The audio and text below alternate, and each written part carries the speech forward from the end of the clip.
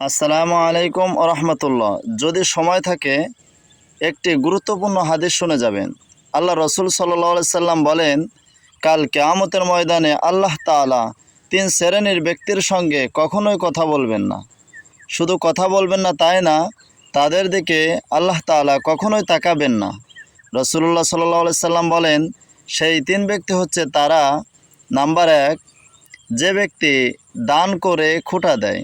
দেখেন, আমাদের ভিতরে অনেক মানুষ আছে দান করে, কিন্তু আল্লাহকে সন্তুষ্টির জন্য না, সওয়াবের উদ্দেশ্যে না।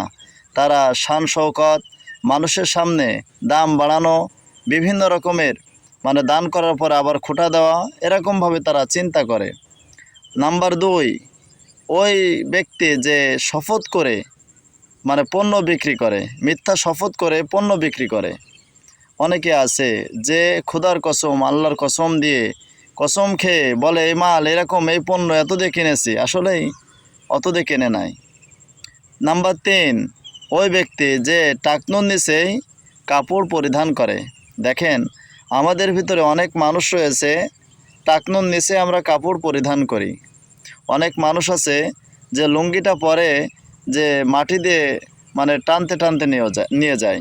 এজন্য আল্লাহ রসুল সাল্লাল্লাহু আলাইহি সাল্লাম বলেছেন, এই 3 ব্যক্তির জন্য রয়েছে যন্ত্রণাদায়ক শাস্তি, আর আল্লাহ তাআলা কখনো এদের দিকে তাকাবেন না। আমরা যেন সকলেই এই 3টা বড় কঠিন পাপের কাছ থেকে যেন আমরা বিরত থাকতে পারি, এজন্য আমাদেরকে সতর্ক থাকতে হবে। আর আপনার যদি এই হাদিসটি ভালো লাগে, অবশ্যই পাশে থাকবেন। ধন্যবাদ।